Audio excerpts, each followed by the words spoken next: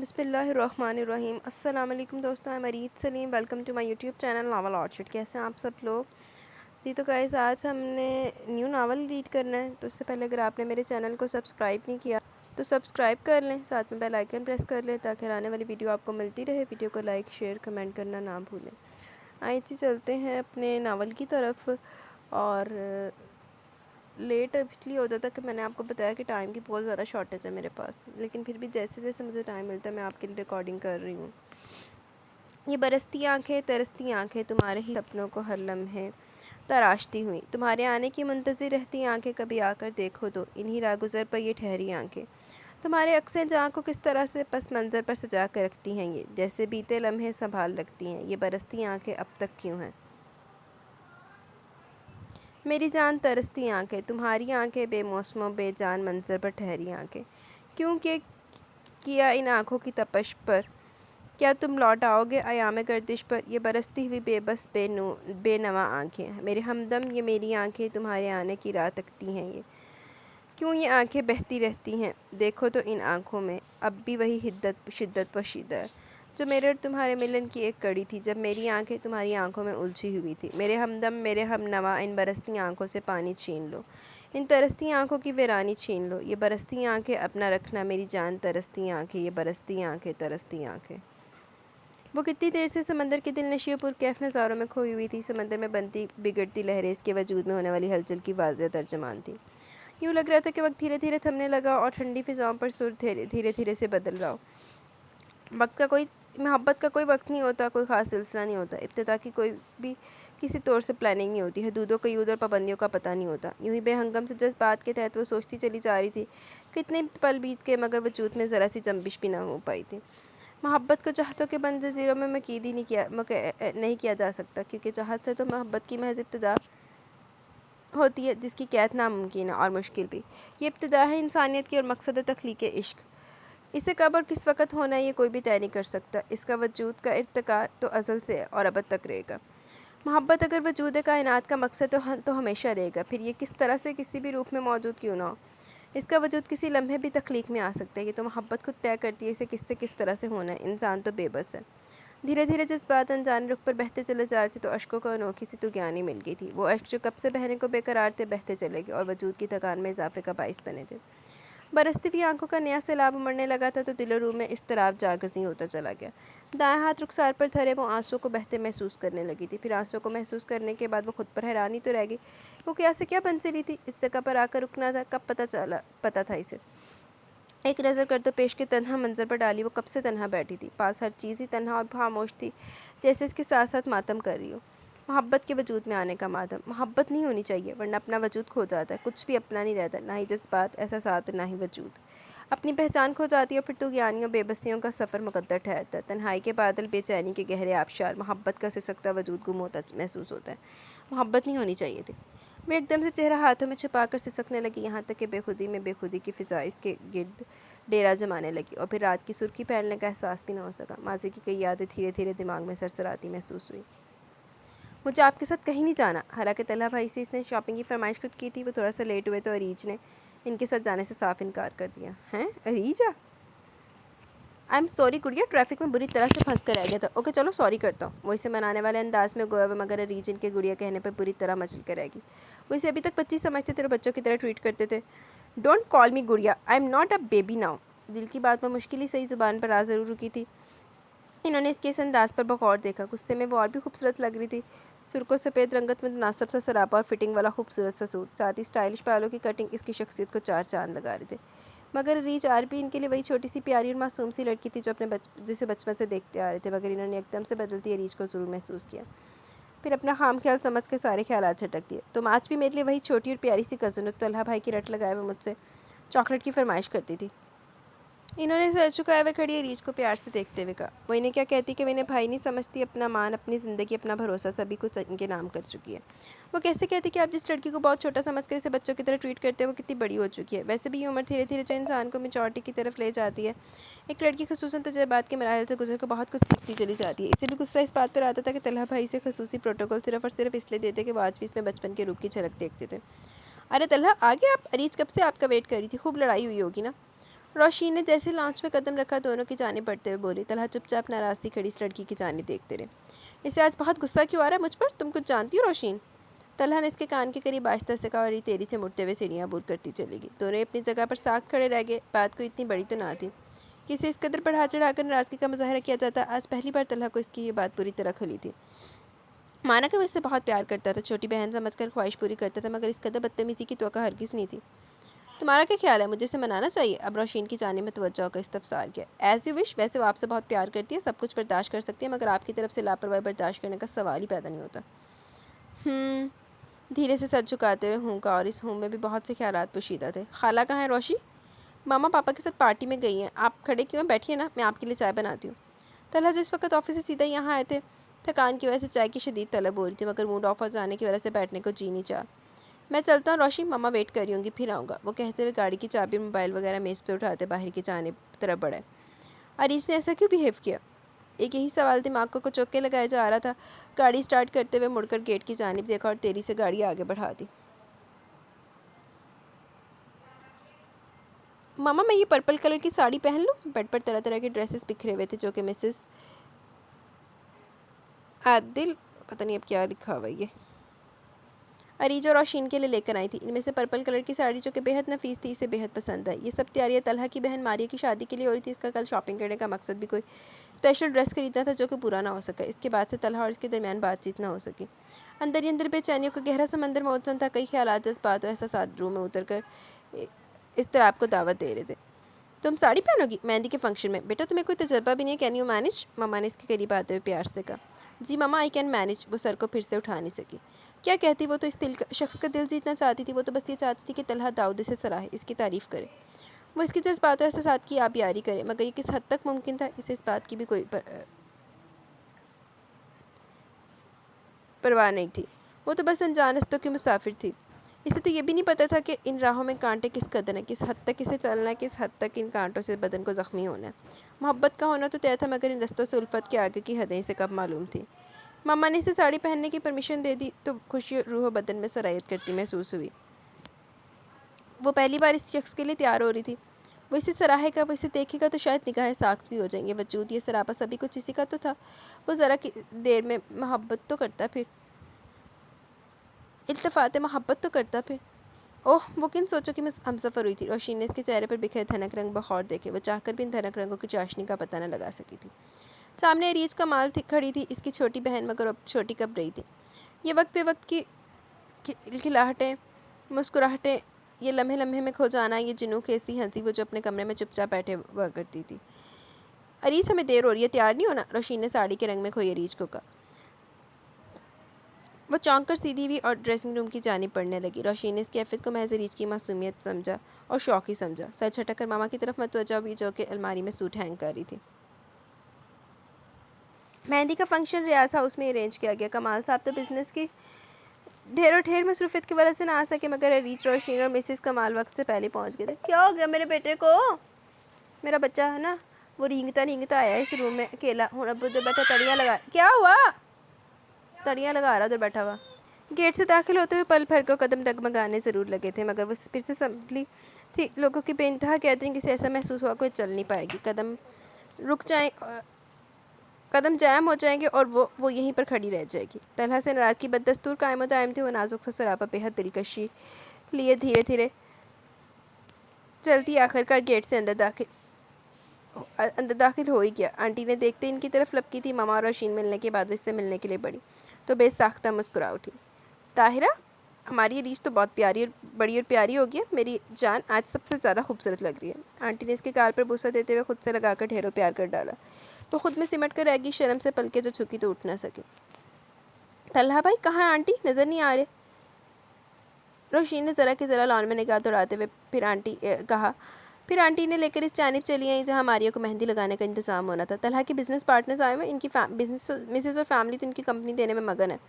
تو ماؤنا کب سے تم لوگوں کا پوچھ رہی ہے، میں ذرا طاہرہ کے ساتھ گپ شپ لگا لوں۔ آنٹی ماما کا ہاتھ تھامتے ہوئے خواتین کی گیدرنگ کی جانب بڑھ گئی اور وہ چپ چاپ روشین کے ساتھ ماریہ کی جانب چلی آئی جو کیپٹن کے پیلے سوٹ میں سر جھکائے بیٹھی تھی۔ ان سے ملنے لگی۔ بہت جلدی آ گیا آپ دونوں، اب بھی آنے کی کیا ضرورت تھی؟ ماریہ نے پیار بھرا شکوہ کیا۔ تم اب ہماری نہیں ان کی فکر کرو، وہ نظر آ جائے تو ہمیں بھی بھول جاؤ گی، روشین نے مسکرا کر جواب دیا۔ جی نہیں، ایسی بھی کوئی بات نہیں، وہ تو اپنے ہوں گے نا، تم لوگ تو کبھی کبھی ملا کرو گے۔ وہ اداسی سے سر جھکاتے ہوئے بولی۔ اچھا اچھا بس رہنے دو، تم سسرال تو پہنچو، روز تمہیں تنگ کرنے آ جایا کریں گے، مینیج کرنا مشکل ہو جائے گا۔ ان کی گفتگو میں ریچھ محض چپ چاپ انہیں دیکھتی تھی۔ وہ ابھی تک نظر نہیں آئے تھے جن کی خاطر ریچھ نے اس قدر اہتمام کر رکھا تھا۔ یہ کہتے جڑا ریج پڑھنا نا مینوں نا وہ ہو رہا ہے، لیکن یہ ریج نے ڈھونڈ کے دیا ناول، تو یہ ریج میں والی ریج نہیں ہوں، یہ ریج وہ بھی ریج نہیں ہے، تو یہ ایک علیحدہ سی ریج ہے۔ وہ سامنے آئے تو زمین و آسمان سا کیوں تھم جانے لگتا ہے۔ اس سے ملاقات کیسے ہوگی؟ ہوگی بھی یا نہیں؟ اگر ہوئی تو وہی رسمی سا لہجہ، عام سی گفتگو، اس کی کیفیت جان کیوں نہیں لیتے؟ وہ اس قدر سوچوں میں گم تھی کہ وہ شخص چلتا ہوا بہت قریب بیٹھ گیا تو بھی سے خبر نہیں ہوئی۔ ابھی تک ناراض ہو مجھ سے؟ قریبی و شیریں لہجہ گونجا تو حواس سے جاں معطر ہوتے چلے گئے۔ وہ چونک کر سر اٹھائے طلحہ کی جانب دیکھنے لگی، بے اختیاری میں سر نفی میں ہلتا چلا گیا۔ دیکھا روشی، میں نے کہا تھا نا میری گڑیا مجھ سے زیادہ دیر تک ناراض نہیں رہ سکتی۔ چلو ریچھ، میں تمہیں اپنے گیسٹ سے ملواتا ہوں۔ وہی عام سا سادہ سے لہجہ اس کے کندھے پر ہاتھ رکھتے ہوئے وہ اٹھ کھڑا ہوا، مگر اب جب اس کے اٹھنے کی باری تھی تو لمحے ایک دم سے سکوت سے آشنا ہوتے چلے گئے۔ وہ اس کے ساتھ چلنے کی خواہاں تھی تو چلنے میں دقت، تو چلنے کا وقت بھی آ گیا، مگر قدم تھے کہ آگے بڑھ نہ پائے تھے۔ اٹھو ریچھ، دیر نہیں کرو، مجھے اور بھی بہت سے کام کرنے ہیں۔ طلحہ کا مسکراتا لہجہ اس کے اندر ہلچل سا مچاتا چلا گیا، یہاں تک کہ وہ خود ہاتھ بڑھا کر اسے اٹھانے کی صحیح کر رہا تھا، مگر اتنا بھی برداشت نہ ہو سکا۔ میں خود اٹھ جاؤں گی، ڈونٹ وری، ہلکا سا کہہ کر ساڑی کا پلو سائڈ پر سے پکڑتے ہوئے اس پہ شانہ بشانہ کھڑی بھی۔ بس ایک ہی نگاہ دشمنا اس پر پڑی تھی۔ طلحہ نے اسے سچ دھج کے ساتھ پہلی بار تو نہیں دیکھا تھا، مگر کوئی تو خاص لمحہ، آج کوئی تو خاص لمحہ تھا کہ وہ ساکھ نگاہوں سے دیکھتا چلا گیا۔ شاید وہ اس کے اس انداز پر جو کہ گریزپا لیے ہوئے تھا سے حیران ہوا تھا، وہ جو ہر ایک کی نگاہ کا مرکز بنی ہوئی تھی، کسی نگاہ کی آرزو نہ تھی محض طلحہ کے۔ اس نے دیکھا بھی تو عام سے انداز میں، مگر آج یکدم اچانک سے ہر انداز بدلا تھا، اس کے وجود میں یکدم سے کھوتا چلا گیا۔ پھر اگلے لمحے اپنی سوچوں سے فرار چاہتے ہوئے مڑا اور آگے کی جانب بڑھ گیا۔ ریچھ سے سب کو ملواتے ہوئے بھی ہوا سے عجب ہی لیپٹ چل نکلے تھے۔ یہ کیفیت بے چینی کی تھی، بے قراری کی کیفیت۔ اس نے ریچھ کمال کی شکوہ کی نگاہوں کی زبان پر ڈالی تھی، وہ ان نظروں کی بےتابیوں کو کیسے جان پایا تھا؟ نہیں، وہ تو ایسا سوچ بھی نہیں سکتا تھا، اس نے تو کبھی ایسا کوئی تاثر نہیں دیا تھا۔ پھر کیوں؟ ریچھ اس کی طرف بڑھتی چلی گئی، کیوں اس سے توقعات وابستہ کرتی چلی گئی؟ وہ تو اسے ہمیشہ بچوں کی طرح ٹریٹ کرتا تھا، اب بھی تو انداز وہی تھا، مگر نگاہوں کی زبان کیسے پڑھ ڈالی؟ آنٹی نے ریچھ اور طلحہ کو ساتھ ساتھ آتا دیکھ کر چپکے سے کوئی دعا کر ڈالی۔ ریچھ پر بناؤ سنگار اور ساڑی بےحد بھری لگ رہی تھی، کٹنگ کے بال پشت پر بکھرے تھے۔ ریچھ بیٹا چلو میرے ساتھ کچن میں، طلحہ کے گیسٹ کے لیے کچھ چائے وائے کا انتظام کر لیں۔ وہ اسے ساتھ لے کچن کی جانب بڑھ گئی، جبکہ طلحہ اپنے دوستوں کی جانب سے حد ہو گئی، ایڈی ساجدہ اج کے بھی کچن دے وچ جانا۔ کچھ سمجھ نہیں آ رہا تھا یہ بے چینی کیوں ہونے لگی، اسے خود سے شرم محسوس ہو رہی تھی، جس لڑکی کو اپنی بہن سے بڑھ کر چاہتا تھا، اس کے بارے میں ایسا سوچنا بلا شبہ وہ گناہی تصور کرتا تھا۔ وہ آنٹی کے ساتھ کچن میں آنے کے بعد ان کی ہیلپ کروانے لگی، بال جو پشت پر بکھے ہوئے تھے پہلے ہی سمیٹ لیے۔ یہ موسم چونکہ سردیوں کا تھا، سو کچن میں کام کرنے سے کوئی خاص مسئلہ نہیں ہوتا تھا۔ ویسے بھی اس جگہ پر آنٹی کے ساتھ کام کرتے ہوئے عجب سی سرشاری ہو رہی تھی۔ آنٹی سے تاکید کرتے ہوئے باہر کے انتظامات سنبھالنے چلی گئی، پھر اکلوتی بیٹی کی شادی تھی، کسی قسم کا کمی کا رسک نہیں لے سکتی تھی۔ آپ ایک بار نگاہ غلط ڈال کر دیکھیے تو طلحہ، محض ایک بار، اس پاگل لڑکی کے جذبات سے آشنا ہوتے، یہ تو محسوس کرتے کہ دن رات میں کس آگ میں جھلس رہی ہوں۔ چلو اگر محبت ہو ہی کی تھی تو کچھ ایسا کرتے کہ مجھے قرار آ جاتا، ٹھکرا ہی دیتے کہ سسکنے لگتی، خود سے پیار کرنے سے روک ہی دیتے طلحہ، میں آپ کی طرف بڑھ نہ پاتی۔ یہ کیا، آپ کو تو ان تو گیانیوں کا علم ہی نہیں، میری محبت سے واقفیت ہی نہیں۔ بے اختیاری چائے تھرماس میں ڈالتے ہوئے اشکوں کا ایک گہرا سیلاب امڑ آیا تھا۔ وہ اسی بے خودی میں اپنا کام مکمل کر کے مڑی تو دروازے میں کھڑے طلحہ ریاض کو دیکھ کر ساکن رہ گئے۔ دل کی دھڑکنیں عجب ہی لان پر دھڑکنا شروع ہو گئی تھی، وہ اس طرح سے پیچھے آن کھڑے ہوئے تھے کہ پتہ بھی نہ چل سکا، اور پھر طلحہ اسے روتے دیکھ کر کچھ نہ کہہ پایا۔ کچھ کہنے کو کچھ پتہ ہونا بھی ضروری تھا، وہ کیا کہتا، اسے پتہ ہی کیا تھا؟ مگر یہ تو گیانیاں، یہ بے چینیاں وہ کئی دنوں سے دیکھتا چلا رہا تھا۔ وہ نہیں چاہتا تھا کہ ریچھ کو کسی بھی طرح کا پازیٹیو رزلٹ دے۔ ارے تم نے ابھی تک چائے نہیں بنائی، اور تمہیں چائے بنانے کا کس نے کہہ دیا؟ یہ نازک سے ہاتھ کام کرنے کے لیے نہیں ہے، چلو تم کچن سے، ماما خود ہی دیکھ لیں گی۔ طلحہ کے انداز سے ذرا بھی پتہ نہ چل سکا کہ وہ اس کے اندر کی کیفیت جان چکے۔ میں نے بنا لی طلحہ، آپ یہ دیکھیں۔ اس نے بے خودی میں مڑتے ہوئے اسے مخاطب کیا، وہ بھائی لگانے کی زحمت سے بھی محروم رہی تو طلحہ نے اسے چونک کر یکدم سے دیکھا۔ وہ جو طلحہ بھائی کہتے نہ تھکتی، آج اس طرح پر آن کھڑی ہوئی تھی کہ اس قدر ہمت اس کے وجود میں آگے کے بھائی کا لفظ لگانا ضروری نہ سمجھا تھا۔ اوکے بنا لی تو میں جلال سے کہہ کر سرو کرواتا ہوں، تم تو نکلو یہاں سے، اپنی ساری تیاری کا بیڑا غرق کر لیا۔ وہ ہاتھ پکڑ کر اسے لے کر کچن سے باہر نکلا اور پھر خود وہاں کھڑا ہونے کی بجائے ہجوم میں کہیں گم ہو گیا، جبکہ ریچھ اس کے حصار کی سرمست سی کیفیت میں وہیں کھڑی رہ گئی۔ بائیں ہاتھ پر اس کا ہاتھ ابھی بھی ٹھہرا ہوا تھا۔ تم اس طرح سے کیوں کھڑی ہو؟ چلو بیٹا باہر لان میں چلو، میں مہمانوں کو چائے سرو کرواتی ہوں، اور ہاں میرے روم میں جا کر فریش ہو جاؤ۔ آنٹی اس کے گال تھپ تھپاتے ہوئے کچن کی طرف بڑھ گئی۔ وہ بالکل بے جان مورتی کی مانند آگے بڑھتی چلی گئی۔ یہ کس طرح کا دور آن کھڑا تھا، کس طرح کی ہوائیں چلنے لگی تھی، بس اس کی یادیں، اسی کی سوچیں بے خودی تھی۔ تشنگی کا گہرا سمندر۔ اسے کچھ خبر نہ تھی یہاں تک کہ وہ آنٹی کے روم کے دروازہ جھٹکے سے کھولے دہلیز پر کھڑی تھی اور اگلے لمحے دروازہ لاک کر کے وہ تیزی سے بیڈ پر گری اور کچھ ہی دیر میں سارے آنسو بہا دیے۔ جی چاہا کہ اپنے حلیے کا ستیہ ناش کر دے۔ ڈریسنگ ٹیبل کے سامنے کھڑے ہو کر سارا زیور تیزی سے اتارا تھا، پھر چوڑیاں، کنگن کے بعد ہونٹوں پر سجی لپسٹک بھی کھرچ ڈالی، بالوں کا بھی الگ برا حال کر دیا اور ڈریسنگ ٹیبل کے پاس ہی روتے روتے بیٹھتی چلی گئی۔ جب اس شخص نے دیکھ کر سراہا تک نہیں تو اس روپ کا کیا فائدہ؟ محبت نہیں ہونی چاہیے تھی۔ ہاں طلحہ، محبت نہیں ہونی چاہیے تھی۔ یہ لڑکی خود کو بے مول کر بیٹھی ہے، پاگل ہو چکی ہے، کچھ سجائی نہیں دیتا، کچھ دکھائی نہیں دیتا۔ بے خودی کیوں؟ تشنگی، یاس، پیاس۔ وہ گود میں سر دیے بے طرح سے سسک پڑی۔ کیا حلیہ بنا رکھا تم نے ریچھ کمال؟ کیوں؟ کس لیے؟ قریبی سے آواز آئی تو وہ ایک چھٹکے سے سر اٹھائے اس طرف دیکھنے لگی۔ وہ اس طرح سے روم میں موجود ہوں گے یہ سوچا تک نہ تھا۔ وہ یقیناً واش روم کی جانب سے باہر آیا تھا اور اسے اس حلیے میں دیکھ کر کیا سوچتے ہوں گے۔ میں پیاسی ہوں طلحہ، بے مول ہو چکی ہوں، میں مر رہی ہوں آپ کے لیے، آپ کی محبتوں کے حصول کے لیے۔ مجھے کچھ سمجھ نہیں آتا، کچھ اور دکھائی نہیں دیتا، میں تڑپ رہی ہوں طلحہ۔ ایک دم سے جھکی تھی اور اگلے لمحے دو مضبوط بازو اس کے لیے واہ ہو چلے تھے۔ دو مضبوط بازو نے اسے اپنے حصار میں لے کر سہارا دیا تھا۔ حالانکہ دل و روح ایک دم سے کھستی آندھی سے پریشان ہو اٹھا تھا، بےتاب ہو اٹھا تھا۔ وہ اس پاگل لڑکی کی بےتابی پر بہت حیران تھا۔ وہ اس کی محبت میں اس قدر آگے بڑھ آئی تھی کہ پتہ بھی نہ چل سکا۔ وہ اس بکھرے ہوئے وجود کو سنبھالتا چلا گیا یہاں تک کہ وہ خود بھی اس وجود سے بیگانہ ہو گیا۔ دروازے پر ہونے والی دستک نے طلحہ کو جسے وارن کیا، اریج بالکل اس پوزیشن میں نہ تھی کہ کوئی اسے دیکھ سکتا۔ اریج اٹھو، اریج ہوش میں آؤ۔ طلحہ نے اس کے گال تھپ تھپائے تھے، وہ آج محض اس کی وجہ سے بہت مصیبت میں پھنس سکتا تھا۔ کیا کرنا چاہیے اسے حقیقتاً؟ اس لمحے اپنی اور اریج کی ریپوٹیشن کی فکر تھی۔ دروازے پر ہنوز دستک ہوتی چلی جا رہی تھی۔ وہ تنگ آ کر اسے جھنجھوڑے گیا مگر وہ خود سے بیگانہ جانے کن سوچوں میں کھو چکی تھی۔ لاکھ لعنت پھر دے۔ آخر وہ تیزی سے دروازے کی جانب بڑھا اور لاک کھول کر سامنے تن کر کھڑا ہو گیا۔ ارے طلحہ بھائی آپ! وہ میں اریج کو تلاش کر رہی تھی، نہ جانے کہاں رہ گئی ہے، آپ نے کہیں نہیں دیکھا؟ طلحہ اس طرح سے دروازے پر چمک کر کھڑا تھا کہ روشین کمرے کے اندر نہیں دیکھ سکتی تھی۔ نہیں میں نے نہیں دیکھا، اس وقت مثلثاً جھوٹ بولنا پڑا۔ اوکے وہاں باہر ماریہ کو مہندی لگ رہی ہے، سسرال والے بھی آ چکے ہیں، اریج کو بہت شوق تھا دلہا بھائی کو دیکھنے کا۔ اوکے میں اسے دیکھتی ہوں، وہ خود کلامی کے انداز میں کہتی باہر دروازے سے ہٹ گئی۔ طلحہ کا غصہ اس وقت ساتویں آسمان کو چھونے کو بے قرار تھا۔ وہ دروازہ لاک کر کے جھٹکے سے مڑا، اسے بارو سے پکڑ کر سامنے کھڑا کیا۔ کیوں اریج کمال، کیوں کر رہی ہو یہ سب؟ ہوش میں آؤ اس سے پہلے کہ میں ہوش کھو دوں۔ وہ اس کی بات پر سر اٹھائے دیکھتی چلے گئی، آنکھیں غصے سے خون برسا رہی تھی۔ غیظ و غضب کی کیفیت بلا شبہ عجیب تر تھی۔ طلحہ اٹھ کر دروازے کی جانب بڑھا، اسے 5 منٹ تک نیچے آنے کے لیے کہا۔ وہ جیسے ہوش کی دنیا میں پھر سے لوٹ آئی، حقیقتاً ایسا ہی ہوا۔ وہ محض 5 منٹ کے اندر اندر پھر سے اپنا حلیہ ٹھیک کر کے نیچے چلی آئی۔ اب تو نگاہیں شرم سے جھکی جا رہی تھی، نہ تو اسے روشین کے بولنے کا خیال رہا، محض پوری سی دلیل دیکھ سکی کہ واش روم میں تھی۔ آخر ہو کیا گیا تمہیں؟ مجھے تمہاری طبیعت ٹھیک نہیں لگتی، جب سے فنکشن میں آئی چپ چپ ہو، کچھ کیوں بولو۔ روشین نے گھڑکا تو آنٹی قریب آ کر بولی، ارے اریج نے چائے تو کمال کی بنائی تھی، سبھی کو پسند آئی، مجھے تو لگتا ہے اپنی اریج کو کسی کی نظر لگ گئی ہے، تبھی تو اترا اترا سا چہرہ۔ آنٹی نے اسے خود سے لگا کر کہا، وہ محض مسکرا ہی سکی۔ جیسے جیسے مہندی کے فنکشن پر وہ اپنے آپ کو سنبھالے بیٹھی رہی۔ پاپا اور انکل بھی لاسٹ میں فنکشن میں چلے آئے، کیترنگ کی وجہ سے اس کی طبیعت بھی کافی سنبھل گئی، مگر طلحہ نہ تو اس کے سامنے اور نہ ہی اس کے آنے کی کوشش کی۔ وہ بھی شرمسار اپنے جذبات کی وہاں ہونے پر پریشان بیٹھی رہی، مگر دل سے ایک بوجھ ضرور ہٹا کہ طلحہ اس کے جذبات سے آشنا ہو چکے، لیکن اب وہ زندگی میں کبھی بھی طلحہ کا سامنا کیسے کرے گی؟ ڈوب کے مر جا نہ کر، وہ سوچ سوچ کر پاگل ہوتی چلی جا رہی تھی۔ آئی ول ناٹ گو۔ کیا کہا؟ تم ماریہ کی شادی میں نہیں جاؤ گی؟ But why? کیا آفت ٹوٹ پڑی ہے تمہارے پر؟ تمہارے آنٹی انکل کیا سوچیں گے؟ مما نے اس کی بات پر کافی کھڑکا۔ مما میں وہاں نہیں جانے والی، مجھے بوریت ہوتی ہے گیدرنگ میں، ویسے میری طبیعت ٹھیک نہیں، کہہ کر کمبل منہ تک اوڑھ لی اور طاہرہ بیگم اس کی ضد کے آگے مجبور ہو کر واپس موڑ گئی۔ مجھے پیار کرو جانا، میری مانگ بھرو جانا، میں تو لمحوں لمحوں کی مسافتوں میں، تھکن زدہ تراوٹوں میں کھوئی ہوئی رہتی ہوں، بے بسی میری ہم سفر ہے، بے چینی بھی ہم قدم ہے۔ تم کوئی جام بھرو جانا، مجھے پیار کرو جانا، کچھ دیر پیاس رکو نہ، برکھا رت میں بھیگو تو، مجھے چاہتوں کو دان کرو، پل پل آہٹے شمار کرو، میری محبتوں کو امر کرو جانا، میری مانگ بھرو جانا، مجھے پیار کرو جانا، تم تو ساحلوں کی مدھم سی سرگوشیوں میں بہتا رخ کا پانی ہو، کبھی میرے سنگ بھی چلو نا، میری مانگ کبھی تو بھرو نا، رات کی گہری خاموشی میں آہٹ بن کر آنا تم، بیتے ہوئے پلوں سے کچھ سرگوشیاں چرانا تم، میری انگ انگ میں بس ہونا، مجھے پیار کرو جانا،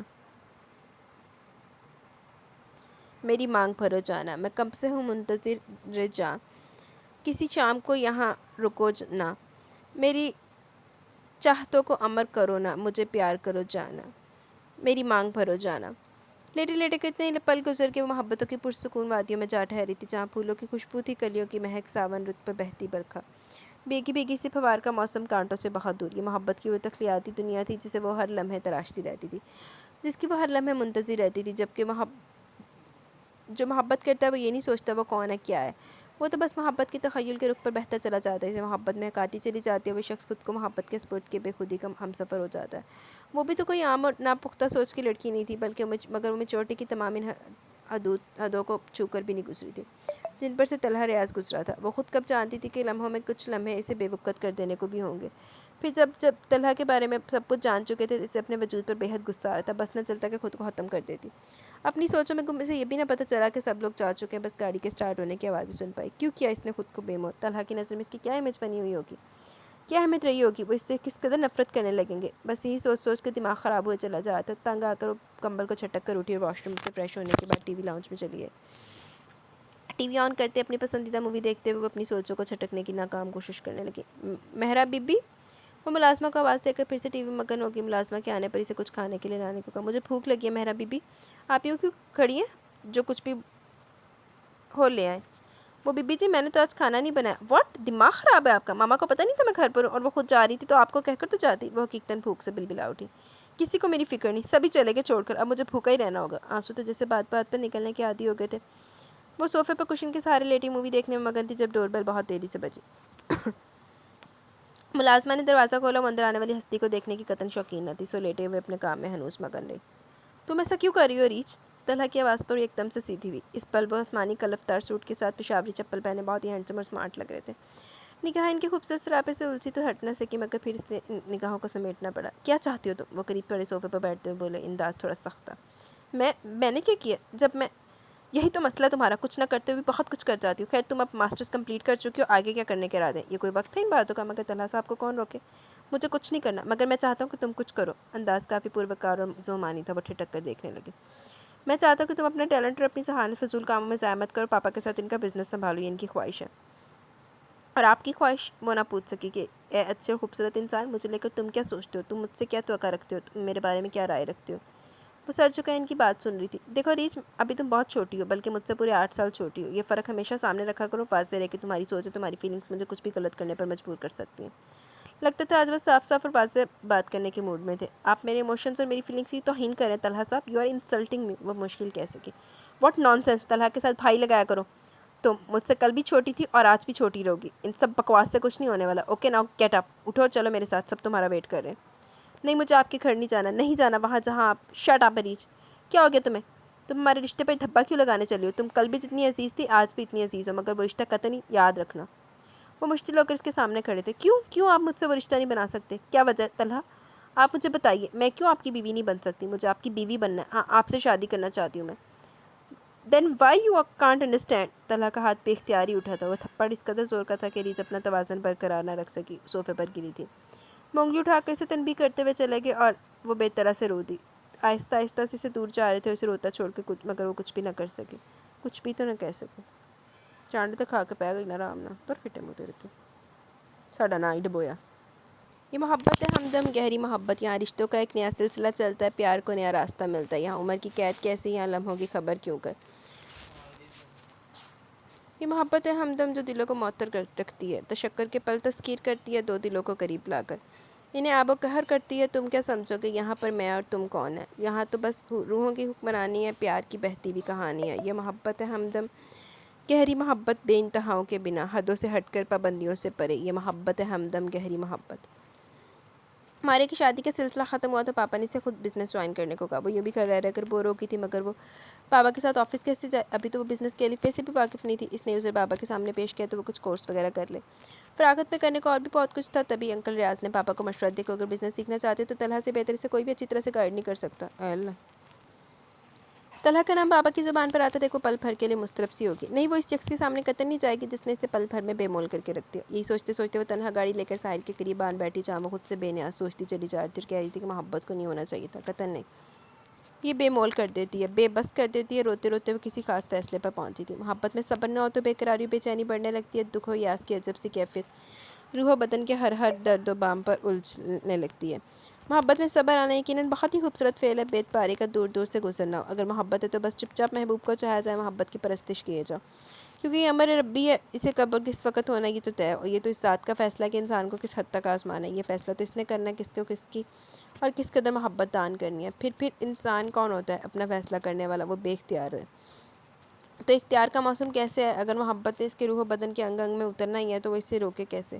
اگر محبت کو ہونا ہی ہے تو محبت ہو کر رہتی ہے، جیسے کہ ریچھ کمال کو ہوئی تھی، اور اس وقت شدت سے ہوئی تھی کہ سارے فلسفے، سارے نظریے محبت کے جذبے کے آگے ہیچ گئے تھے۔ یوں لگتا تھا کہ وہ بے اختیار ہے، اسے کچھ معلوم نہیں، کچھ بھی تو پتہ نہیں۔ یہاں تک کہ وہ آفس جانے کے لیے تیار ہو رہی تھی تو سب سے پہلے اس کی پسند ناپسند کا خیال آ رہا تھا۔ آئینے کے سامنے کھڑے ہوئے وہ مکمل طور پر اپنی ذات سے ہٹ کر گم ہوئی تھی۔ اچھا جی، یوں کرو میرے قریب آؤ، میں تمہیں چھو کر دیکھوں تو تمہارے نقوش میں کھو جاؤں، چلو کچھ دیر پاس ہی بیٹھو، میں تمہیں حال دل سناؤں۔ پیار کی وادی میں یہ گم ہو جاؤ کہ تمہیں اپنا بھی نہ ہوش رہے، ہر لمحے کے ساتھ خاموش رہے، یوں کرو کچھ پل میرے نام کر دو، کچھ وقت سیراب کر دو، میں اس وقت کو آہٹوں میں سجا لوں اور دھنک رنگوں میں تمہارے لمس کو پلکوں پر بسا لوں، یوں کرو نہ میرے ساتھ چلے چلو، مجھ پر پیار کی بارش کرو، یوں کرو نہ کہ مجھے مجھ سے چرا لو اور اپنا بنا لو۔ لبوں پر دھیما سا تبسم بکھرا تھا، دھیرے دھیرے مسکراہٹیں ایک انوکھے جذبے سے سرشار ہو کر اس کے چہرے پر بکھرتی چلی گئی۔ محبت کو پانے چلی تھی یا کھونے نہیں جانتی تھی، بس ایک قدم تھا جو وہ اٹھا رہی تھی، جیسے کاوشوں کا سمندر پار کرنا چاہ رہی ہو، جیسے دل و دماغ روح میں طوفان بھرنا چاہ رہی ہو۔ بس بے چینی نہیں تھی، خوشی تھی، اطمینان تھا، سکون تھا۔ محبت مل جائے تو کیا ہوگا؟ چہرے پر الگ سا شوخ تبسم بکھرنے لگا۔ یہ سوال کافی قابل غور تھا کہ محبت مل جائے تو کیا ہوگا؟ تمہیں پا لینا کیسا ہوگا طلحہ؟ تمہاری محبتوں کا برستا دیکھ کر کیسا لگے گا؟ وہ وقت کب آئے گا طلحہ جب میں محبت کو عمر ہوتا دیکھوں گی؟ پھر اگلے لمحے خود سر کو چٹکتے گاڑی سٹارٹ کرتی۔ طلحہ اپنے روم میں بیٹھے فائلوں میں مکمل طور پر بزی تھی جب وہ ہمت کر کے دروازہ ناک کر گئی۔ کم ان کی آواز بہت ہی آہستہ سے سنائی دی۔ ڈرتے ڈرتے اندر قدم رکھا اور چلتی بھی سامنے آن رکی۔ طلحہ نے کافی مصروف انداز میں اس کی جانب دیکھا اور بیٹھنے کا اشارہ کرتے دوبارہ کام میں مگن ہو گیا۔ بالکل حکم کے مطابق چیئر گھسیٹ کر بیٹھ گئی۔ اسے بیٹھے بیٹھے تقریباً 15 منٹ گزر گئے، مگر طلحہ کام میں اس قدر بزی تھے کہ اس کا بیٹھنا نہ بیٹھنا جیسے کوئی معنی نہیں رکھتا تھا۔ یا ویسے جان بوجھ کے اگنور کرتے وہ چپ چاپ اس کی جانب دیکھنے لگی جو سوٹڈ بوٹڈ اپنی ذات میں بھی بے خبر فائلوں میں محو تھا۔ تمہیں کیا معلوم اے اچھے انسان، تم میرے لیے کیا ہو؟ تم جو تنہا تنہا رہتے ہو، میں تمہیں مکمل کرنے کی آرزو کرتی ہوں، تمہیں مکمل کرنا چاہتی ہوں، دل ہی دل میں انوکھی سی خواہش جاگی۔ وہ بھی مزید اس کی جانب دیکھتی رہتی، مگر طلحہ نے ایک دم سے سر اٹھا کر اس کی محبت کو بے طرح سے گم کیا۔ وہ تیزی سے نگاہیں جھکا کی۔ جی مسٹر ریچھ کیسے آنا ہوا؟ اس کا لہجہ اور انداز اسے کھولائے دینے کے لیے کافی تھا۔ کیا مطلب آپ کا کیسے آنا ہوا؟ انکل نے آپ سے بات نہیں کی؟ آپ مجھے بزنس کے رولز اینڈ ریگولیشن سکھائیں گے، اس لیے میں یہاں آئی ہوں۔ وہ طلحہ کے سامنے بولنے کی جرات کبھی نہ کرتی، مگر اسے حقیقتاً یہ انداز اچھا نہیں لگا۔ جانتی تھی وہ اسے اگنور کرنے کی ہر حد پار کرنے کے مجاز ہے۔ کہاں تک چلو گی؟ کب تک اس طرح سے بہانے تلاش کر کے میرے قریب آنے کی کوشش کرو گی؟ کب تک؟ جب تک آپ ملنے چاہتے۔ اس کی اس طرح سے جواب دینے پر طلحہ نے چونک کر اسے دیکھا، پھر اپنی سیٹ سے اٹھتا ہوا اس کے قریب ہی آن رکا۔ جانتی ہوں مجھے کتنی تکلیف ہوتی جب تم مجھ سے اس انداز سے سوچتی ہو، مجھے اس انداز سے دیکھتی ہو۔ بچپن سے لے کر اب تک تمہارے منہ سے بھائی سنا ہے میں نے۔ تمہیں یہ سب زیب نہیں دیتا ریچھ، مجھے ہرٹ مت کیا کرو۔ وہ جسے بہت ہی شکستہ لہجے میں سے سمجھا رہے تھے۔ آپ بھی مجھے ہرٹ نہ کیا کرے طلحہ، میں آپ کی لاپرواہی سے، بے توجہی سے بہت ہرٹ ہوتی ہوں۔ میرے ایموشنز کو بے مول مت کیا کریں۔ وہ ابھی تک بددستوری سی بات پر اڑی تھی۔ یہ جذبات و احساسات کسی اور کے لیے بچا رکھو، مجھ سے ایسی نہ کوئی توقع رکھنا، نہ ہی میں تمہارے ان احساسات کی آبیاری کروں گا، انڈرسٹینڈ؟ ہاتھ میں اس کی پشت پر مارتے ہوئے بہت تیزی سے بولا۔ کب تک طلحہ؟ کب تک آپ مجھے اگنور کریں گے؟ آخر تو آپ کو میری طرف لوٹنا ہوگا اور اس مقصد کے لیے میں کچھ بھی کروں گی، کچھ بھی۔ وہ نازک سی لڑکی اور جذبہ یہ احساس پل بھر کے لیے طلحہ بے سود اسے دیکھتی رہ گئی۔ محبت نے اسے اس قدر مضبوط کر دیا تھا، کوئی اس قدر بہادری سے اپنی محبت کا ڈھنڈورا پیٹ رہی تھی۔ اس کی نگاہوں میں واضح چمک تھی جس سے وہ کچھ بھی کر دینے کا حوصلہ رکھتی تھی، جیسے اس کو پا لینے کی خاطر کچھ بھی کر دینے پر قادر تھی۔ اور پھر سے دوبارہ اپنی سیٹ پر جا کر بیٹھ کے فون اٹھا کر سیکرٹری کو اندر بلایا۔ ہم نا آپ انہیں اس آفس میں کام کرنے کے لیے گائیڈنس دیں، ہر طرح سے رولز اینڈ ریگولیشن سکھائیں، آج سے یہ اسی آفس میں کام کریں گی۔ وہ انہیں حکم دے کر خود پھر سے کاغذوں میں مگن ہو گئے، اور اس پل ایک عجیب سی مسکراہٹ ریچھ کمال کے لبوں پر بکھری تھی تب وہ چلتے ہوئے سیکرٹری کے ساتھ باہر کی جانب بڑھی۔ اسی طلحہ کے آفس آتے ہوئے مہینے سے اوپر ہونے والا تھا۔ اسی ایک ماہ میں اس نے بزنس کے متعلق کافی کچھ سیکھ لیا تھا، مگر طلحہ اور اس کے درمیان بات چیت تقریباً نہ ہونے کے برابر تھی۔ وہ خود بھی اسے بہت مصروف رکھتا تاکہ وہ زیادہ سے زیادہ سیکھ سکے۔ پاپا اور انکل بھی اس کی کارکردگی سے واقف تھے اور کافی خوش تھے۔ اسی دوران طلحہ کے قریبی دوست زرکام کے لیے طلحہ نے ریچھ کے گھر والوں کے سامنے پرپوزل رکھا۔ وہ خود بھی ریچھ کو دیکھ چکا تھا، درحقیقت ریچھ زرکام کو بہت پسند آئی تھی۔ وہ جانتا تھا ریچھ کو زرکام جیسے پیار کرنے والے شخص کی ضرورت ہے۔ اس بات سے مبرہ کہ ریچھ کا ریئیکشن کیا ہوگا۔ اسے زرکام کے پیرنٹس کو ریچھ کے گھر جانے کے لیے کہا۔ طاہرہ بیگم اور کمال کو پہلی نظر میں زرکام بہت پسند آیا، باقی گھر والوں سے تو محض ابھی ایک ہی ملاقات ہوئی تھی، مگر نہ تو ریچھ سے پوچھے بغیر کوئی فیصلہ کرنا چاہتے تھے، نہ ہی ریچھ کی رائے اور پسند کے بغیر وہ فیصلہ کرنے کا سوچ سکتے تھے۔ زرکام افندی کو جانتی ہو؟ رات میں جب روشی ریچھ کے لیے روم میں دودھ لے کر گئی تو دودھ سائڈ پر رکھتے ہوئے پوچھا۔ میرے پاس فضول وقت نہیں ہے کسی کو جاننے کے لیے۔ وہ کمپیوٹر کے بٹن تیزی سے پش کرتے ہوئے شاید کوئی اسائنمنٹ بنا رہی تھی۔ اس کا پرپوزل آیا تمہارے لیے؟ یہ خبر بلا شبہ کسی دھماکے سے کم نہیں تھی۔ وہ بے قراری سے کھڑی ہو کر سامنے آن موجود ہوئی۔ واٹ ربش دس! یہ کیا بکواس ہے؟ میں اس شخص سے شادی کیسے کر سکتی ہوں؟ پل بھر کو تو روح بدن سے نکلتی محسوس ہوئی۔ کیوں تم اس شخص سے شادی کیوں نہیں کر سکتی؟ بہت اچھا، وہ نائس ہے، سب سے بڑھ کر طلحہ بھائی کے ساتھ اچھی خاصی دوستی، انفیکٹ طلحہ بھائی نے تمہارے لیے انہیں سلیکٹ کیا۔ طلبہ سے لگی سر پر بچی والے محاورے کے تحت وہ پیچ و تاب کھا کر کھڑے گی۔ عجیب سی کیفیت در آئی۔ روشنی اس کے کمرے کی حالت درست کرنے میں مگن تھی، اس لیے اس کی بگڑتی حالت پر توجہ نہ دے سکی۔ طلحہ بھائی تمہارے لیے کبھی بھی غلط فیصلہ نہیں کریں گے، تم جانتی ہو تم انہیں کتنی عزیز ہو۔ وہ اس کی باتیں سنتی ہوئی بالکل ساتھ کھڑی رہ گئی۔ طلحہ یہ سب کیوں کر رہے تھے؟ وہ اب اس سے کسی طرح کسی بھی کوئی بات نہیں کرتی تھی، سامنا بھی ہوتا تو کترا کر قریب سے گزر جاتی۔ پھر اس شخص کو کیا ضرورت تھی اس طرح سے کسی اجنبی کا پرپوزل اس کے لیے بھیجنے کی؟ اسے حقیقتاً طلحہ کی اس حرکت پر بے حد غصہ ہے۔ اگر محبت نہیں دے سکتے تو اس کی محبت کی توہین تو نہ کرتے۔ تمہیں اس رشتے پر کوئی اعتراض تو نہیں؟ اس کے اندرونی حالت سے بے خبر روشنی نے اسے دریافت کیا۔ مجھے پوری امید ہے کہ تم زرگام کے ساتھ بہت خوش رہوگی، بہت سکھی رہوگی۔ اس کے دائیں گال پر ہاتھ رکھتے دھیرے سے کہا، روشنی مجھے یہ شادی نہیں کرنی، پلیز پلیز تم ماما پاپا سے کہو کہ مجھے کسی سے بھی شادی نہیں کرنی، اگر طلحہ نہیں تو کوئی بھی نہیں۔ عریض نے روشین کو بس سد کر کے رکھ دیا۔ وہ اس کی جانب حیرانی سے دیکھتی چلے گی۔ میں طلحہ کے علاوہ کسی اور سے شادی نہیں کروں گی روشی، پلیز تم ماما سے کوئی یہ پرپوزل مجھے قبول نہیں۔ وہ اس کے کندھے پر سر ٹکا کر رونے لگی تو روشی کو ایسے لگا جیسے وہ مزید کھڑی نہیں رہ پائے گی۔ اگر عریض کے اندر ایسی کوئی فیلنگس تھی تو اسے بتاتی تو صحیح، شیئر تو کرتی، مگر اس نے شیئر کرنے کی زحمت تک گوارا نہ کی۔ تو آج اتنا زبردست پرپوزل ماما پاپا کے لوگ یوں ہی کیسے ٹھکرا دیتے؟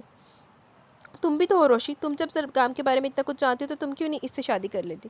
تمہیں بھی تو زندگی گزارنی ہے، وہ اگر اچھا شخص ہے تو تمہیں بھی تو خوش رکھ سکتا ہے۔ روشی اس کی جانب بس حیرانی سے دیکھتی رہ گئی۔ بولو نا روشی، تم ماما پاپا سے کہو گی نا؟ وہ کوئی سی روشی کو دیکھتے ہوئے استفسار کرنے لگی، مگر اسے کیا بتاتی، یہاں تو قسمت کی کایا پلٹنے والی تھی۔ طلحہ بھائی نے روشی سے شادی کرنے کی خواہش ظاہر کی ہے۔ وجہ یہ تھی کہ روشی اس کی ہم عمر تھی اور میچور تھی۔ طلحہ کو جذباتیت اور جنونیت سے سخت چیڑ تھی، اس لیے انہوں نے ریچھ کی نسبت روشی کو سلیکٹ کیا تھا۔ آنٹی کئی دنوں سے ان کے پیچھے لگی ہوئی تھی کہ اب انہیں شادی کر ہی لینی چاہیے، وہ تھے کہ ماننے کا نام ہی نہیں لے رہے تھے، تب انہوں نے روشی سے مشورہ کیا۔ وہ کیا کہتی، نہ تو اس کے دل میں طلحہ کے لیے کوئی خاص جذبات تھے، نہ ہی کوئی خاص الفت۔ ہاں اگر وہ اور ماما پاپا لوگ چاہ رہے تھے تو اسے بھی کوئی اعتراض نہیں تھا، پر بزرگوں کی میٹنگ میں تقریباً دونوں پرپوزل کو اپنی اپنی جگہ پر سلیکٹ کر لیا گیا، بس ریت سے پوچھ کر کنفرمیشن کرنی باقی تھی۔ روشی اس بات میں سر ہلا کر اسے تسلی دلا کے، مگر وہ کس قدر بے بس تھی یہ ریچھ نہیں جانتی تھی۔ موسم کی طراوٹیں پتلی تھی، چاندنی راتوں کی دلکشی کا حالہ ہر سو بکھرتا جا رہا تھا۔ سردیوں کی خنک راتیں بے چینی اور بے قراری کس قدر بڑھا دیتی تھی۔ وہ چھت پر کھڑی چاند کے اس پر نور حالے کو بغور دیکھتے چلی جا رہی تھی۔ بے خودی اور بے بسی تھی، بے اختیاری کا موسم، اپنا بھی کچھ پتہ نہیں تھا جیسے۔ کچھ ہیں دوریاں، کچھ ہیں فاصلے، کچھ دل بھی تھوڑا اداس اداس، کچھ ویران ویران سے ہیں راستے، کچھ ہم کو اپنی خبر نہیں، کچھ تم سے بھی نہیں ہے رابطے۔ طلحہ کے بارے میں سوچ کر ہی چہرے پر پرحدت سا لمس بکھرتا چلا گیا۔ وہ دور ہو کر بھی کس قدر پاس رہتے تھے، مگر انہیں اس دیوانگی کی پرواہ تھی ہی کب؟ فکر ہوتی تو کیسے، وہ تو اپنے بزنس میں بہت بیزی تھے، انہیں تو اپنی پرسنل لائف کے لیے وقت نہ ملتا تھا، تو اسے وقت کیسے دیتے؟ تم نے زرگام کے ساتھ شادی سے کیوں انکار کیا؟ وہ چاند کو دیکھنے میں بے طرح سے محو تھی۔ جب اسے طلحہ کی آواز نزدیک سے سنائی دی تو دل دھک سے رہ گیا۔ وہ اچانک آ کر اسے کس قدر خوشی کر دیتے تھے، مگر ان کا سوال قطعاً پسند نہ ہے۔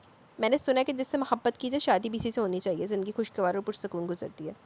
کمال کا ضبط اور انداز میں ہنوز بے مہری برقرار تھی۔ طلحہ اس کے سامنے آن رک کر اس قدر قریب تھے کہ ان کی موجودگی سہ نہیں پائی تھی۔ تم سمجھتی کیوں نہیں ہو؟ نہیں کرنی مجھے تم جیسی امیچور اور پاگل لڑکی سے شادی، سنا تم نے؟ اور کیا تم نہیں جانتی کہ میرے ساتھ میری ہی طرح کی گرل ایڈجسٹ کر سکتی ہے؟ تم میں کہاں ہے کوئی خصوصیت، کوئی خوبی ہے میری بیوی بننے لائق؟ مجھ سے بڑھ کر کوئی آپ کو اس طرح سے نہیں چاہے گا طلحہ، آزما کر دیکھ لیں۔ کوئی اس طرح سے بے مول ہو کر بھی ثابت قدم نہیں رہے گا۔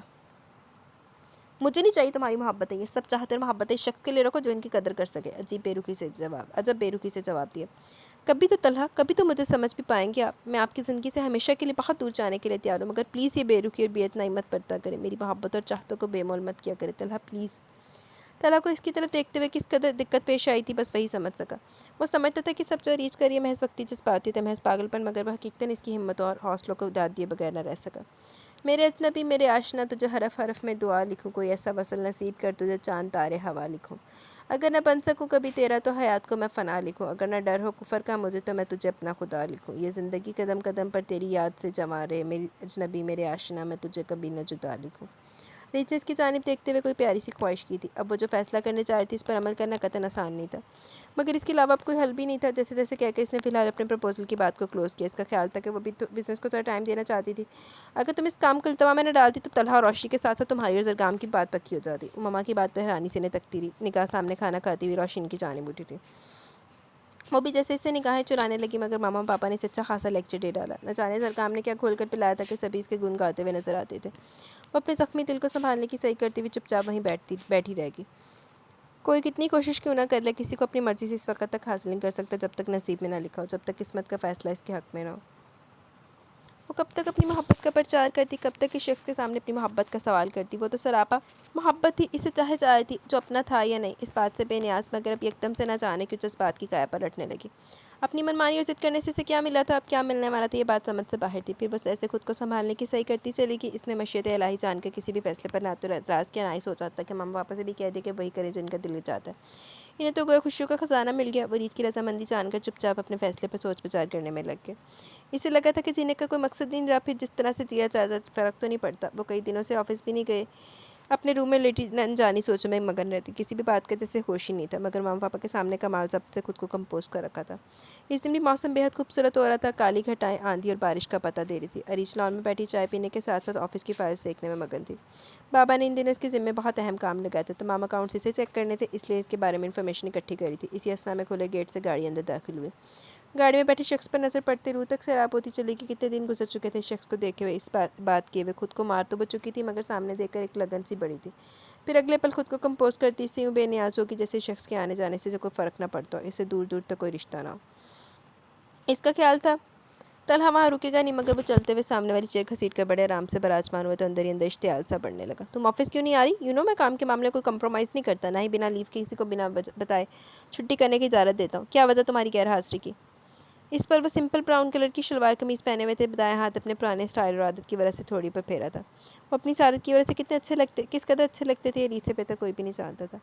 اب وہ جب اس شخص سے دور جانے کا فیصلہ کر چکی تھی، کسی اور کے سپرد ہونے چاہتی تو پھر ایک بار وہ آزمائش میں ڈالنے چلے، وہ مزید کھوتی رہتی۔ جب انہوں نے پھر کہا، میں نے تم سے کچھ پوچھا، جواب دو۔ آپ جو پوچھ رہے ہیں اس کا جواب جانتے ہیں، پھر ویسے بھی میں ریزائن کر رہی ہوں، اب مجھے جاب کی کوئی ضرورت نہیں، پاپا کا آفس ہوتے ہوئے مجھے کسی اور کے آفس میں کام نہیں کرنا، اس لیے میں اب آفس نہیں جاؤں گی۔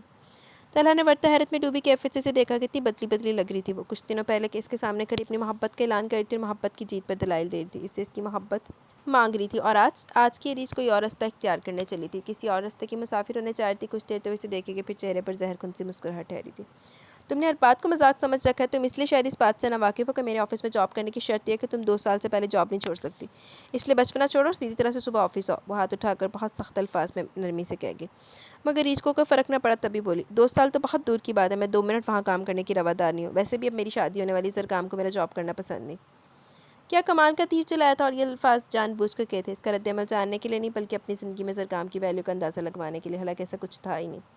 اس کی اور زرگام کی رسمی اور عام سی گفتگو کے علاوہ کوئی بات ہی نہیں ہوئی تھی۔ طلحہ کے اندر نہ جانے کی عجب سی ہلچل سی ہوئی، اس نے جس لہجے میں بات کی طلحہ کو چونکانے کے لیے کافی تھا۔ ایسا تم سے زرگام نے کہا؟ بے خودی میں وہ سوال طلحہ کے منہ سے نکلا۔ نہیں، مگر میں انہیں بہت حد تک سمجھ بھی گئی ہوں اور جان بھی گئی ہوں، ان کی مرضی کے خلاف میں کچھ نہیں کروں گی۔ زرگام مجھ سے بہت محبت کرتے ہیں، مجھے بھی چاہیے کہ میں ان کی محبت کا احترام کروں۔ یہ کہہ کر مزید وہاں رکنے کی پوزیشن میں نہیں تھی، فائل سائڈ پر رکھتے ہوئے تیزی سے اندر کی جانب پڑی، مگر وہ جاتے جاتے طلحہ ریاض کو شوشے پنج میں تنہا چھوڑ گئی تھی۔ نہیں تینوں جو ہوں تو دی بھن نال ہی کرنا پے، تینوں کدی اگ لگی ہوئی ہوتی، بس مردانہ ایگو بھی سیٹسفائی رہے، وہ بھی پیچھے مردی رہے، تے اون دی بھن نال بھی کر لے، لاکھ لعنت پئی تیرے تے۔ وہ کچھ دیر وہیں بیٹھا رہا، پھر خالہ سے ملنے کی غرض سے اندر کی جانب بڑھ گیا۔ ماما کے بہت کہنے پر وہ زرگام کے ساتھ شاپنگ کرنے چلی آئی تھی، وہ دونوں طرف سے شادی کی تیاریاں اپنے عروج پر پہنچی ہوئی تھی۔ زرگام کی والدہ نے ریچھ کے لیے ہر طرح سے شاپنگ کی تھی، حتیٰ کہ شادی کا سوٹ بھی ڈیزائن کرنے کو دے رکھا تھا۔ روز بروز بڑھتی ہوئی تیاریوں نے اسے بہت الجھا رکھا تھا، غصہ اس بات کا تھا کہ اس کی بات بھی پکی ہوگی اور اسے پتہ بھی نہ چلا۔ اب اگر شادی ہونے چاہتی تو کم از کم اسے انوالو تو کرنا چاہیے تھا، کیونکہ وہ اپنی چیزوں کے معاملے میں بہت چوزی تھی، سلیکشن بھی کمال کی کرتی تھی۔ وہ تو طلحہ کو یہ دکھانا چاہتی تھی کہ اس میں صبر کتنا ہے، وہ اسے محض ایک عام اور امیچور سی لڑکی سمجھ کر اگنور کر رہا تھا، اس کی محبت کو محض بچپن اور بے وقوفی کا نام دے کر مسترد کر رہا تھا۔ اس کے جذبات و احساسات کو کچھ تو سراہا تھا، کم از کم اسے آرام سے سمجھا ہی دیتا۔ زرگام کے ساتھ فرنٹ سیٹ پر بیٹھتے ہوئے اس کی کیا کیفیت تھی وہی سمجھ سکتی تھی۔ زرگام بلا شبہ ایک ڈیسنٹ اور نائس شخص تھا، کوئی لڑکی بھی زرگام کے ساتھ فخر کر سکتی تھی، مگر وہ کم از کم ایسا نہیں سوچ سکتی تھی۔ حالانکہ زرگام اس کے شاپنگ پر جاتے ہوئے بہت خوش تھا، ان دنوں وہ اس سے تھوڑی بات کر لیتی، مما یا پاپا کی خاطر اس کے پاس بیٹھ کر کی باتیں تو کر لیتی، مگر وہ دل کہاں سے لاتی، وہ جذبات و احساسات کہاں سے لاتی جو وہ طلحہ کے نام کر چکی تھی، جس کی محبت کو پوچھتی رہی تھی۔ آپ خوش تو ہیں نا ریچھ؟ اس نے اچانک ہی ریچھ سے سوال کیا۔ وہ سر اٹھا کر اسے دیکھنے لگی، پھر چہرہ پرے کرتے ہوئے بولی، آپ اس سے کیا ہوتا ہے؟ بے اختیاری زبان سے پھسلا تو زرگام یکدم چونک سا گیا۔ کوئی شخص آپ کے ساتھ شادی کرنے جا رہا ہے، اس پل وہ آپ کے ساتھ گاڑی میں بیٹھا ہے، آپ کے ہر حکم پر جی کرنے کو تیار، اور کیا چاہیے آپ کو؟ زرگام شادی کرنے کے لیے اور کیا ضروری ہوتا ہے؟ آنکھوں سے آنسو مڈ امڈ آنے کو بے قرار تھے، مگر وہ ضبط کی اعلیٰ حدوں کو چھو کر گزر نہ چاہتے ہوئے بھی انہیں پرے دھکیلنے کا کمال فن رکھتی تھی۔ آپ کی وش بہت اہم ہے اس رشتے کو جوڑنے کے لیے۔ نہیں زرگام، وش سے کچھ نہیں ہوتا، اگر رشتہ جوڑا تو جوڑنے دے، یہ مت سوچے کہ میری وش ہے یا نہیں، پلیز۔ وہ بڑے تفکر سے کہہ کر شیشے کے اس پار دیکھنے لگی، مگر زرگام کے اندر بہت اضطراب اور سوالات نے جنم لیا، تو ریچھ کا اسے توجہ اور ٹائم نہ دینا کسی بھی وجہ کے بغیر نہیں تھا۔ اور ریچھ کے خیالات جان کر وہ حقیقتاً پریشان ہو اٹھا تھا، مگر اس بات سے ریچھ کو قطعاً کوئی فرق نہیں پڑتا تھا۔ زرگام نے اسے اپنی پسند کی شاپنگ کروائی، چپ چاپ اس کی خوشی کے آگے بت بنی اس کی دی ہوئی چیزیں لیتی رہی۔ گھر پہنچی تو کافی تھک چکی تھی. رات کا کھانا دونوں نے باہر ہی کھا لیا اور کھانے پینے کے بعد ہلکی پھلکی گفتگو بھی ہوئی. اس سے زرگام کا موڈ تو کافی فریش ہو گیا مگر ریچھ مزید الجھتی چلی گئی. اس لیے گھر آ کر کسی سے خاص بات چیت نہیں کی. روشنی نے اس کی اور زرگام کی شاپنگ کی ہوئی چیزیں دیکھ کر خوشی سے کھل اٹھی کیونکہ وہ سمجھ رہی تھی کہ ریچھ اب زرگام کے ساتھ سیٹ ہو جائے گی اور اپنی ازواجی زندگی کے بارے میں سے کسی قسم کی پریشانی کا سامنا نہیں کرنا پڑے گا. اس لیے وہ اس کی لائی ہوئی چیزوں کے اوپر ڈسکشن کر رہی تھی. جواب میں ریچھ پر سر ہلا کے رہی تھی یا ہوں ہاں کر رہی تھی. ریچھ کو لگا کہ ویسی دلدل میں پھنس چکی ہے جہاں سے اس کا نکلنا بہت مشکل تھا. کوئی رستہ نہیں مل رہا تھا, کوئی منزل دکھائی نہیں دے رہی تھی. عجیب سی بے خودی تھی, بے بسی اور بے چینی کے پل تھے جسے پریشانی میں دھکیلتے چلے جا رہے تھے. روشین کے جانے کے بعد تکیے میں سردی زاروں قطار ہو رہی. تم کبھی جان پاؤ گے کیا اس بے قراری کی بیتی ہوئی کیفیت کو؟ کیا تم سمجھ پاؤ گے بے چینی کے ٹھہرے موسموں کو؟ تم ان بھیگتے جذباتوں احساسات کو محسوس کرو تو ان میں کتنی تپش میرے سنگ سنگ چلی ہے. ہر پر سانسیں جیسے الجھی ہوئی ہیں, قدم ڈگمگانے لگی ہیں, منزل گمی ہوئی ہے. تم کچھ بھی جان پاؤ گے کیا؟ روتے ہوئے نہ جانے کا نیند کی وادیوں میں اتر گئی, کچھ پتہ نہ چل سکا. وہ منہ پر ہاتھ رکھ کے ششتر کھڑی تھی. ابھی بھی جو کچھ ہوا تھا وہ سب بے یقینی کی کیفیت سے مزین تھا. یہ کوئی خیال نہ تھا, سیراب نہ تھا, بلکہ حقیقت تھا. سامنے طلحہ اور رشین سر چکا بیٹھے تھے اور سائڈ پر پاپا کھڑے ہوئے اسے زہر کند نگاہوں سے دیکھ رہے تھے. کچھ دیر پہلے ہی زرگام ان سے یہ کہہ کر جا چکا تھا وہ اسے شادی نہیں کرنا چاہتی. تو زرگام بھی کسی طور پہ شادی کرنے پر رضامند نہیں. وجہ معلوم کرنے پر روشین نے ساری بات پاپا کی گوش گزار کر دی تو پاپا مشتعل ہو کر ریچھ پر ہاتھ اٹھا بیٹھے تھے. ریچھ کی وجہ سے دونوں فیملیز میں دوریاں پیدا ہوئی تھی. وہ یہ بات اگر پہلے پاپا کو کہتی تو وہ سوچ سکتے تھے, اور پھر روشین نے اس موقع پر بات کر کے بلا شبہ غلط کیا تھا. اس بات کا افسوس طلحہ کو زیادہ تھا. ریچھ چپ چاپ بہتے ہوئے آنسوؤں سمیت ان کی بات سن رہی تھی, جو کہہ رہے تھے کہ اپنی اولاد کو ڈھیل اور پیار دے کر میں نے بہت بڑی غلطی کی. وہ محبت کا پرچار کرتے ہوئے آج گنگ زبان سے کھڑی تھی. وہ طلحہ پر بھی ناراض تھے کہ اتنا کچھ ہو گیا. نوبت یہاں تک آن پہنچی تو اس نے ذکر کرنا بھی مناسب نہ سمجھا. ماما نے ریلیکس کرنے کو کہا, ساتھ یہ بھی کہا کہ وہ اتنی بڑی بات نہیں جتنا آپ پڑھا رہے ہیں. گھر کی بات ہے, گھر میں ہی حل ہو جائے تو زیادہ بہتر ہے. تم نہیں سمجھ سکتی طاہرہ بیگم, کیا کیا اس نے؟ باپ کا نام ڈبو دیا. کتنے مان سے وہ لوگ رشتہ پکا کر کے گئے تھے. اس بیٹی کے گن گاتے نہیں تھکتے تھے, مگر یہ بیٹی سب کچھ خود ہی طے کرتی گئی. اور زرگام سے بھی کہہ دے کہ کیا ضرورت تھی یہ بکواس کرنے کی. اور کسی طرح ٹھنڈے نہیں ہو رہے تھے. ریچھ روتے ہوئے چہرے کے ساتھ سینیاں بوت کرتے ہوئے اپنے روم کی جانب بڑھ گئی, جبکہ طاہرہ بیگم انہیں غصہ نہ کرنے کی تاکید کر رہی تھی. روشین نے ریچھ کی پیروی میں اوپر کی جانب بڑھی. مبادہ وہ غصے میں کچھ کر ہی نہ لے. پہلے سارا کچھ تو کر چکی تھی, کھلوتی تو ہوں تو خود پیچھے کی کرن گئی ہے. روشین نے اسلام میں پاپا کو سب بتا کر بظاہر غلط کیا ہوگا, مگر ایسا شاید ریچھ کی بہتری کے لیے ہوا تھا. اب کیا کہتے ہو طلحہ؟ مجھے تو کچھ بھی سمجھ نہیں آ رہا. بولو کیسے بے عزت کر کے چلے گئے زرگام؟ زرگام نے الگ ریچھ پر انگلی اٹھائی. کہیں نہیں چھوڑا مجھے. ان کی آواز میں پریشانی بہت واضح تھی. کیا تم ریچھ سے شادی کر سکتے ہو طلحہ؟ انہوں نے بہت شکستہ لہجے میں کہا, اور طلحہ کو اپنا آپ بھی ان کی بات پہ گم ہوتا محسوس ہوا, مگر وہ چپ چاپ سر جھکا کھڑا تھا. کیا آپ کیا کہہ رہے ہیں کمال؟ طلحہ کی بات روشین سے طے ہوئی تھی. طاہرہ بیگم نے کہا, یہ بہت ضروری ہے طاہرہ بیگم. بیٹیوں کے جذبات اور احساسات بہت نازک ہوتے ہیں. وہ اس موڑ پر آ کے جہاں سے واپس نہیں موڑا جا سکتا. یہ میں نہیں کہہ رہا, روشین خود کہہ گئی ہے. وہ سمجھتے کہ ریچھ صرف طلحہ کے ساتھ ہی خوش رہ سکتی ہے. ان کی بات پر طلحہ نے چونک کر انہیں دیکھا. اب باقی کچھ بھی کہنے کے لیے بچے کیا تھا. تو ریچھ کمال کی محبت جیتنے چاہ رہی تھی. اس کی محبت میں اتنی طاقت تھی کہ وہ طلحہ کو اپنے مقدر کا حصہ بنانے چلی تھی. وسیلہ کیسا بھی بنا تھا, وجہ جو بھی بنی تھی, مگر اس نے طلحہ کو مسخر کر ہی لیا تھا. اسے حاصل کرنے کے لیے جتنی بھی تگ و دو کی تھی وہ سب بے معنی بے وقت نہیں گئی تھی. اگر زرگام اور اس کی فیملی خود رشتے کو توڑ گئے تھے تو یہ روشینی کی وجہ سے ممکن ہوا تھا. اسی نے زرگام سے سب کچھ کرنے کو کہا تھا, کیونکہ روشین جانتی تھی ریچھ صرف طلحہ کی اور طلحہ کی ہو کرے گی. طلحہ کے بنا ادھوری ہے. اگر کوئی اسے مکمل کر سکتا تو وہ طلحہ ہی ہوگا. پھر بزرگوں کی میٹنگز بھی منعقد ہو چکی تھی. ریچھ نہیں جانتی کہ سب کیسے ہوا, کس طرح وہ طلحہ تک رسائی حاصل کر پائی. سہاگ کا سرخ جوڑا زیب تن کیا, وہ طلحہ کے بیڈ روم میں بیٹھی تھی. بے یقینی کی کیفیت ہر طرح سے نمایاں تھی. طلحہ کیسے مان گئے تھے, کب اسے طلحہ کے نام کی مہندی لگی اور کب وہ رخصت ہو کر اس کے بیڈ روم تک لائے گی. کچھ بھی ہوش نہ رہا, کچھ بھی پتہ نہ تھا. اگر پتہ تھا تو صرف اور صرف اس بات کا کہ اس کی ہو چکی ہے. اس کے ہاتھ پر طلحہ کے نام کی مہندی لگ چکی ہے. محبت ملی بھی تو کس صورت. دل بے خبر کو یہ بھی پتہ نہ چلا کہ وہ پیا دیس چلی ہے, مگر اس طرح سے آتے ہوئے ماما پاپا سے رو رو کر معافی مانگ رہی تھی. آنٹی جسے اپنی بہو بنا کر بے حد خوش تھی, اس کے شانہ بشانہ کھڑی تھی, اس کا سہارا بنی ہوئی تھی. پھر پاپا مزید ناراض کیسے رہتے, ناراض رہنے کو رہا بھی کیا تھا. روشین اس کی رخصتی پر بے حد روئی, مگر وہ آنسو اس بات کی خوشی کے بھی تھے کہ اسے اس کی محبت مل چکی ہے. اسی طرح بیٹھے بیٹھے وہ نیند کی پرسکون وادیوں میں اترتی چلی گئی. اس بات سے بے نیاز کہ طلحہ کا ری ایکشن کیا ہوگا. شاید آج کے دنوں بعد وہ لاپرواہی کی نیند سو پائی تھی. چہرے پر ہنوز پہلے جیسی معصومیت عیاں تھی. کتنے لمحے یوں ہی بیتتے چلے گئے, یہاں تک کہ گھڑی نے رات کے 2 بجا دیے. اسی اثنا میں طلحہ نے کمرے میں قدم رنجہ فرمائے. بے حد تھکان اور بے چینی انگ انگ سے پھوٹ رہی تھی. وہ اپنے تئیں شرمندہ تھا کہ نہ چاہ کر بھی ریچھ کو اپنی زندگی کا حصہ بنا بیٹھے. اسے کس طرح سے ٹھکرا, کس طرح سے بے عزت کیا, صرف اس لیے کہ اپنا رستہ بدلے کہ شاید کسی خوشیاں نہ دے سکے. کس قدر ٹوٹ کر بچپن سے چاہتا آ رہا تھا, مگر جب رشتہ بدل گئی, اسے کسی اور ہی نہج پر سوچنے لگی تھی, تو اس سے رہا نہیں کیا کہ وہ اپنے اور اس کے رشتے کو یوں دھجیاں اڑائے. سبھی کو دونوں کے رشتے پر بے حد مان تھا, مگر انکل نے جس طرح سے بہیو کیا انہیں بے حد افسوس تھا. پھر بھی وہ روشین کے کہنے پر اس رشتے کے بارے میں مان گئے تھے. باوجود طلحہ کے کہنے کہ وہ خوش مزاج آدمی سے خوش نہیں رکھ سکتا, محبتوں کے جذبے سے باخبر تھا ہی کب. شاید طلحہ نے کبھی کسی کو نہیں چاہا تھا, کسی سے ٹوٹ کر محبت نہیں کی تھی. تبھی تو وہ ریچھ کے جذبات کو محض فضول بکواس سمجھ کر مسلسل اس لیے نظر انداز کرتا رہتا تاکہ وہ اپنے لیے اچھا لائف پارٹنر چن لے، مگر طلحہ نہیں جانتا تھا کہ ریچھ اس سے اس قدر ٹوٹ کر بھی محبت کر سکتی ہے کہ اس کے بے حد بے عزت کرنے پر بھی وہ اپنی محبت میں کھری تھی۔ اس لیے تو اس کی بیوی کے روپ میں اس لمحے اس کے سامنے موجود تھی۔ کتنا خوش نصیب تھا وہ کہ اسے اتنی چاہنے والی لڑکی ملی، اس قدر محبت کرنے والی، مگر دکھ اس بات کا تھا کہ وہ محبتوں کی قدر نہ کر سکا تو کس طرح وہ ریچھ کے سامنے جاتا، ڈوب کے مر جاتا پھر۔ اب جب دونوں ازواجی تعلق میں بن چکے تھے تو پھر بھی وہ اس کی جانب بڑھتے ہوئے اس قدر ڈر کیوں رہا تھا؟ شاید کہ وہ محبت و التفات کا عادی نہیں تھا، یہ شاید وہ ان موسموں ان جذبات سے آ رہی تھا، مگر نہیں، وہ نازک سراپا اس کا سر سائڈ پر ڈھلک گیا تھا۔ وہ تو سراپا قیامت خیز مجسمہ لگ رہا تھا، دل و روح میں ہلچل مچاتا ہوا، جذبات و احساسات کی آبیاری مانگتا ہوا۔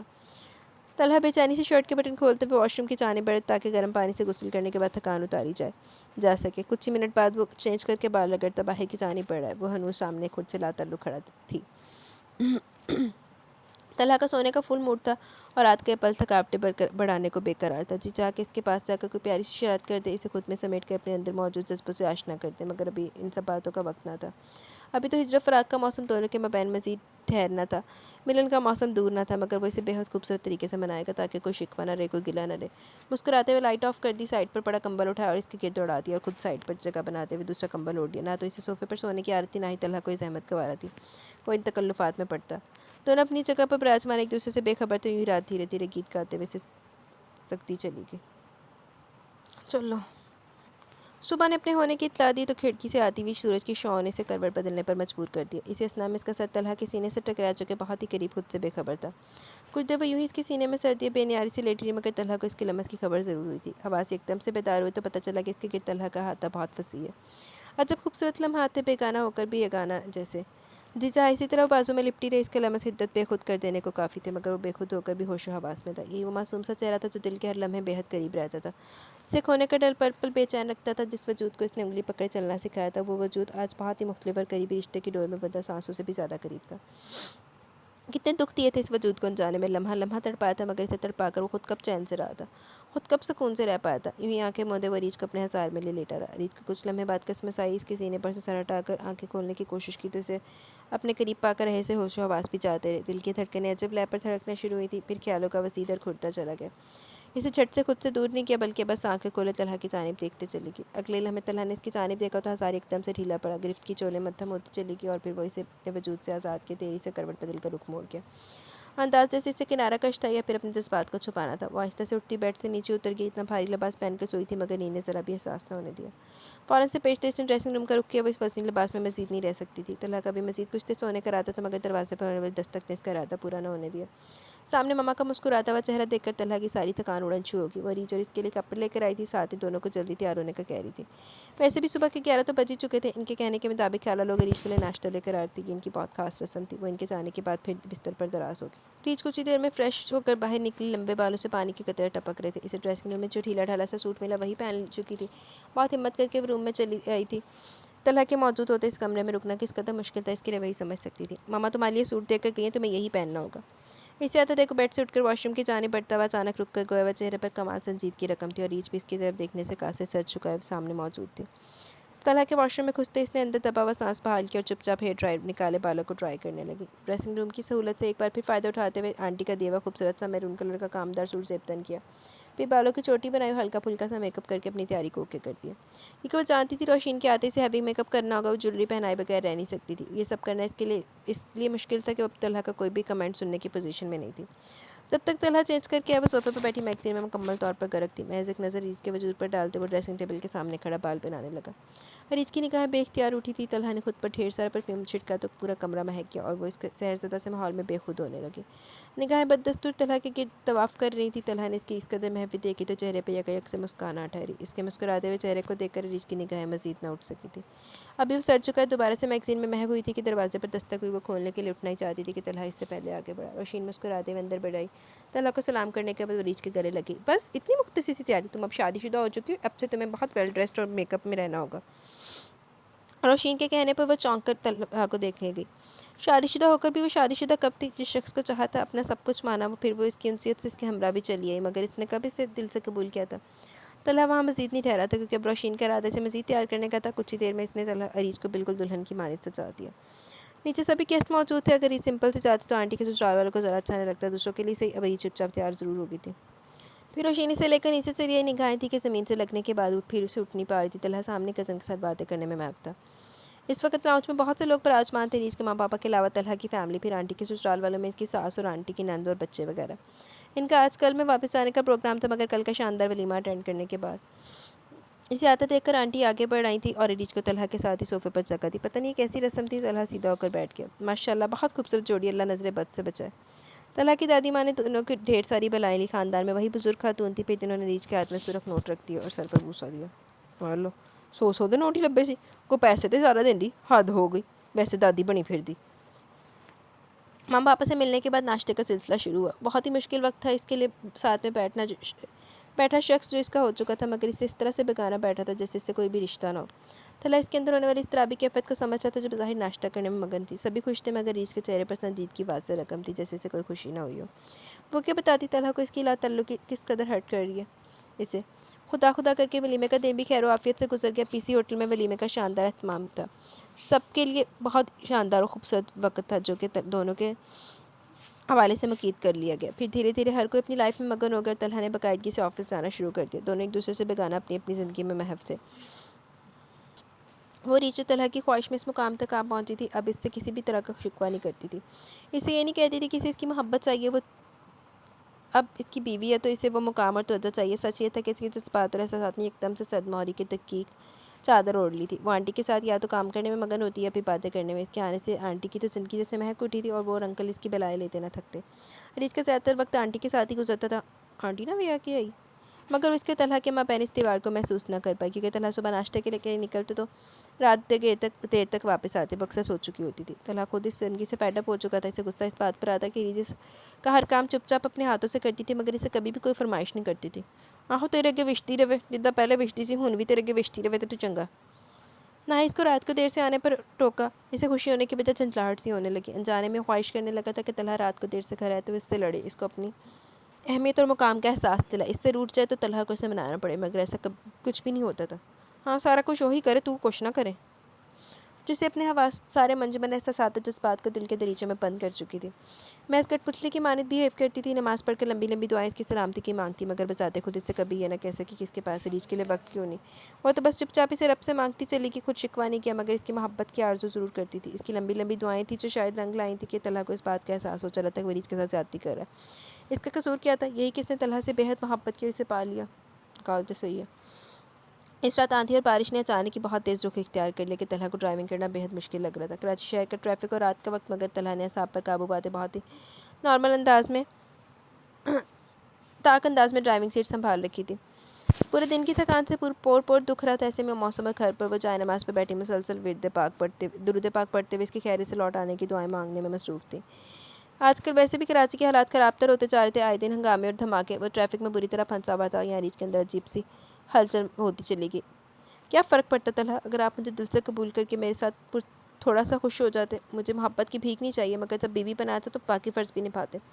دعائیں مانگتے ہوئے آنکھوں سے اشک جاری تھے، روتے روتے آنسو بھی خشک ہو چلے۔ وہ تسبیح پڑھنے میں اس قدر محو تھی کہ اندر آتے ہوئے طلحہ کا وجود بھی نہ دیکھ سکی۔ وہ اسے اس طرح سے جائے نماز پہ بیٹھا دیکھ بے یقینی کی سی کیفیت میں گھرا ہوا تھا۔ اس بات سے واقف تو تھا کہ وہ اس کے لیے دعائیں کرتی ہے، اس کی خیریت و عافیت کے لیے دعائیں مانگنا ریچھ کو کس قدر اچھا لگتا تھا۔ بریف کے سائڈ پر رکھتے ہوئے چینج کرنے کی گھر سے سامنے سے گزرا تو ریچھ نے ایک دم سے جھکا ہوا چہرہ اوپر اٹھایا۔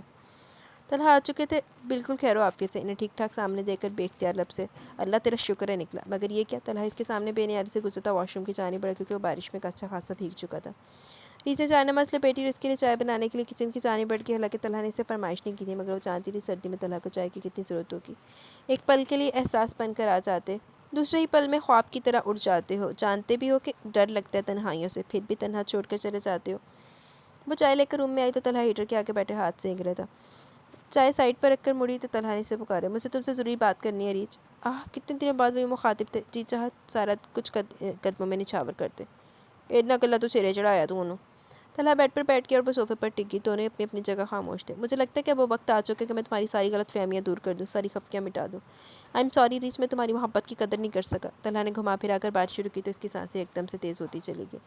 میں نے تمہاری محبت اور چاہت کو ہمیشہ ٹھکرایا ریچھ، کیونکہ میں اس سب کو محض بچپنا سمجھتا تھا۔ میرے نزدیک لڑکیوں کی اطراف محبت نہیں کرنا چاہیے، کیونکہ ہر کوئی ان کو اطراف محبت پر اپنی محبت دان نہیں کر سکتا۔ اس نے آہستہ اور مدھم آواز میں کہا تو ریچھ نے چونک کر طلحہ کی جانب دیکھا۔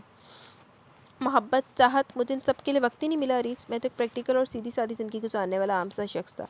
تمہاری محبت نے مجھے سرتا پا بدل کر رکھ دیا۔ میں ان سب کو خرافات سمجھتا آیا ہوں، کیونکہ میرے نزدیک محبت محض اپنی ذاتی چیزوں سے کی جائے، جس کے اپنے ہونے کا یقین ہو تو زیادہ بہتر رہتا ہے، ورنہ ساری عمر پیاس، تشنگی اور رسوائی یاد آتی ہے۔ پھر محبت کرنے کے بعد ایسا سمجھنا کہ وہ شخص ہمیں ہر صورت مل بھی جائے گا، یا اسے پانے کے لیے ہر حد سے گزرنا بھی ضروری نہیں، کیونکہ عملی زندگی میں سب باتیں محض افسانوی باتیں لگتی ہیں، حقیقت سے بہت دور۔ مجھے کسی صورت ہی اچھا نہیں لگتا کہ تم میرے سامنے رو رو کر اپنے جذبات کو بے مول کرتی۔ تمہاری عزت نفس مجروح ہوئی تو تکلیف ہمیشہ مجھے بھی ریچ، اور میں آج اس بات کا اعتراف بھی کرتا ہوں کہ میں تم سے کل بھی بے حد محبت کرتا تھا، اور آج اس سے بھی زیادہ کرتا ہوں۔ وہ بہت آسان سے موقف کو ریچ پر واضح کر گیا تھا۔ تم خود ہی سوچو ریچ، محبت کرنے کے بعد اس کا ڈھنڈورا پیٹنا کتنا آکورڈ سا لگتا ہے۔ اگر میری جگہ کوئی بھی ہوتا تو شاید وہ ان جذباتوں احساسات سے کھیلتا ضرور۔ مرد کے لیے یہ سب تو بہت ہی نیا اور اچھا ہوتا ہے، مگر پھر جب عورت کو بے مول ہونا پڑے تو اسے اس بات پر قطعاً کوئی فرق نہیں پڑتا ریچ، اور ہر شخص کی لفظوں کی آبیاری کرنا نہیں جانتا۔ ہر شخص محبت کے احترام اور پاسداری کا موقف سنبھالے رکھنے کا طرفدار نہیں ہوتا۔ طلحہ کی باتیں جیسے رگوں پہ میں اترتی جا رہی تھی۔ ٹھیک ہی تو کہہ رہے تھے وہ۔ اس کی بے وقوفیاں اور اس کی شدتیں اگر بے مول ہو جاتی تو پھر کچھ لمحے تک دونوں کے مابین گہری خاموشی چھائی رہی۔ میں زرکام کا بہت شکر گزار ہوں کہ اس نے میرے کہنے پر اپنا پرپوزل واپس لے لیا، کیونکہ میں نہیں چاہتا تھا کہ تمہاری اس قدر چاہتے بے مول ہو جائیں۔ میں واقعی میں خوش نصیب ہوں کہ مجھے اس قدر چاہنے والی لڑکی ملی، جو ہر پل میرے لیے دعائیں کرتی ہے۔ اب طلحہ کا موڈ تھوڑا فریش ہو چلا تھا۔ یوں ہی دور بیٹھی سے سکتی رہو گی یا پاس بھی آؤ گی؟ بے اختیاری طلحہ کے منہ سے پھسلا تو ریچھ کی آنکھوں سے اشکوں کا ایک سیلاب سا چل نکلا۔ وہ اٹھ کر تریچ کے قریب صوفے پر بیٹھ گیا اور اسے خود سے لگا کر سہارا دیا۔ کتنے دنوں سے وہ ضبط کی انتہاؤں کو چھو کر گزر رہی تھی، اب وہ اس کے کندھے کا سہارا حاصل کر پائی تھی۔ اپنے گرد و مضبوط ہساری سے اس بات کا احساس دلا رہا تھا کہ طلحہ بھی اس کے ہیں، اور وہ اسے دل سے قبول کر چکے ہیں۔ ریچ، تمہارے آنسو مجھے آج بھی اتنی تکلیف دیتے ہیں جتنے پہلے دیتے تھے۔ ایسی بار تو جان جان کے گڑاندا سی اور فٹے منہ تیرے تھے۔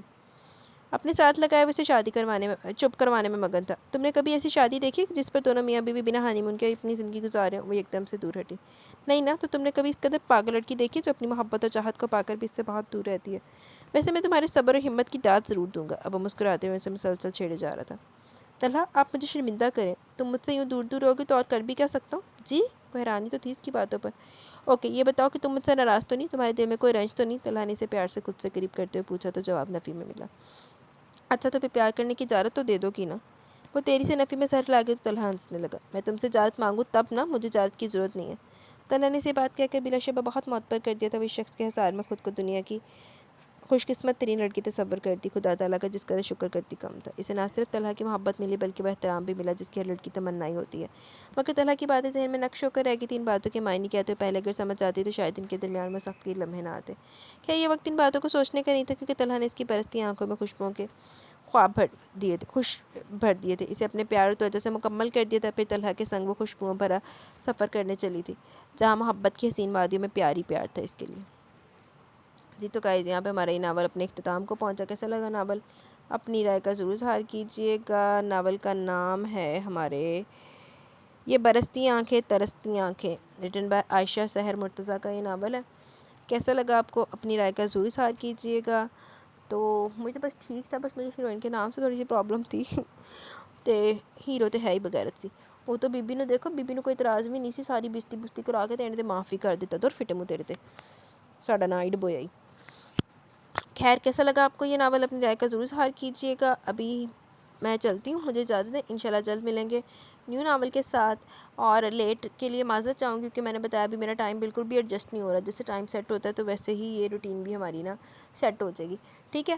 تو مجھے اجازت ہے، اللہ خیر رکھے، جلدی ملیں گے نیو ناول کے ساتھ۔ تب تک کے لیے اپنا بہت سارا خیال رکھیں، دعاؤں میں یاد رکھیں۔ اللہ حافظ جی۔